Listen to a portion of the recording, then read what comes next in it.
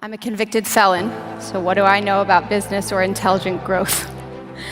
And my mom always tells me to look for the similarities instead of the differences, and I try to listen to her these days. So number one, we're all here because we care about success.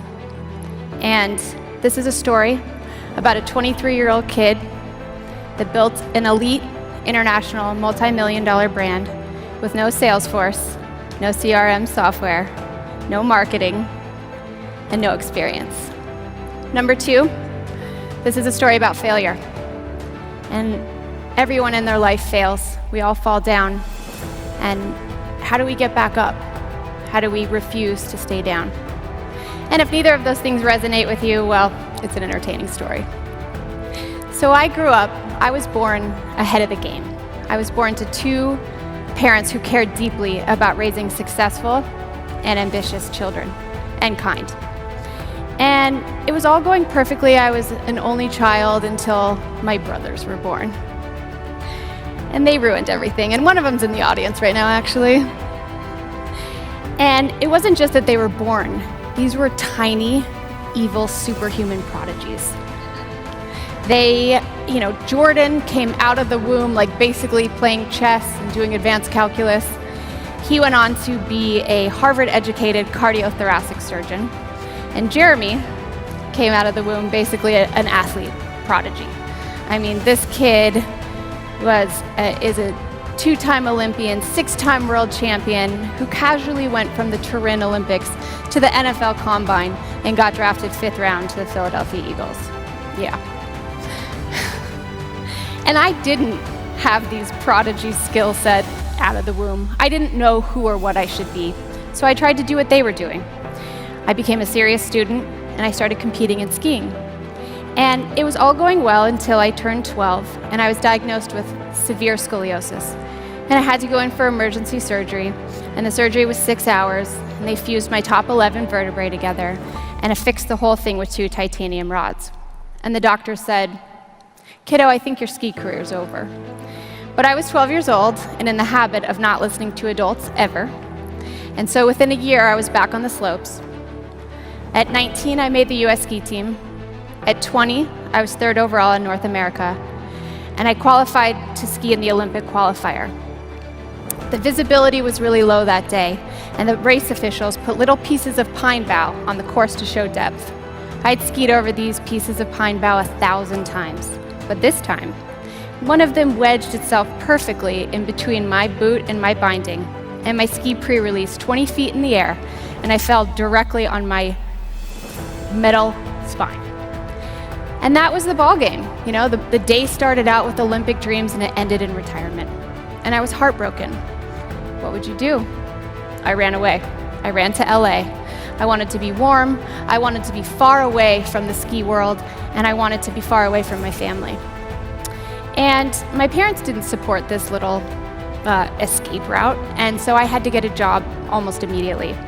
And the job I got was working for a diabolical, tyrannical real estate developer in Los Angeles. And he was always coming up with new, non-traditional tasks for me. And this particular day, he walked into the office and said, "I need you to try to look decent tonight, and I'm not sure if you can do that, so that you can serve drinks to my friends at a poker game." And, I thought about quitting like I did every 5 seconds, but I was proud, and I didn't want to go home yet. So I borrowed a dress, I went home, and started Googling things like, what kind of music do poker players like to listen to, and what do they eat? And so I showed up to this event and with a mixed CD that had songs on it like The Gambler, and my cheese plate from the grocery store. And it was all as you would imagine, red Solo cups, a dingy basement. And then the players started to arrive. And in the door started walking 10 of the most famous, wealthiest, and most powerful men in the world. Just some names: Ben Affleck, Tobey Maguire, Leonardo DiCaprio, and some names that I can't mention for various legal and moral reasons. And I had a light bulb moment. I realized in that moment that this is not an opportunity that a 23-year-old from a small town gets. to have access to this network, to this capital, to this information. So I wanted to stay there. And at the end of the night, I made $3,000, and I was like, I'm in. So I went home, and I started trying to research. I learned everything I could about poker. But what I'm more focused on is learning about the customer. Who are these guys? They have all the access in the world. Why do they want to sit in this basement and play poker with each other? And I started coming up with ideas and inferring ways to build more value, to create value. And the players took notice, but so did my boss.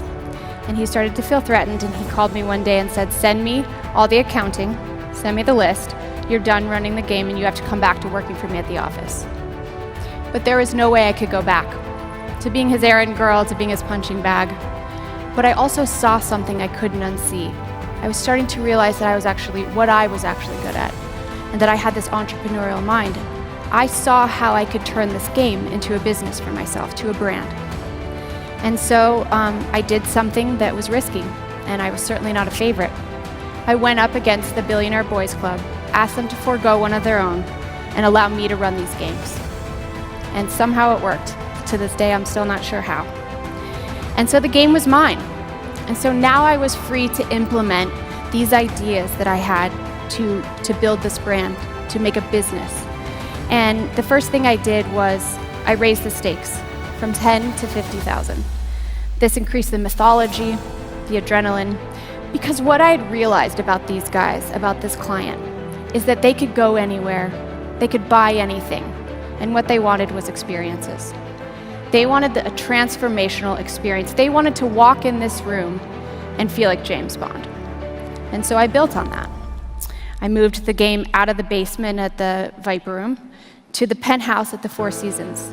I hired beautiful people to serve them drinks and food and to memorize their specific orders, because we know that you can't place enough value on having someone feel heard, seen, and remembered. And I needed to find new players. And I didn't have direct marketing or advertising or lead generation. So I came to Vegas. And I contacted the top casino host and I said, look, I have a deal for you. I have 20 of the biggest gamblers in the world.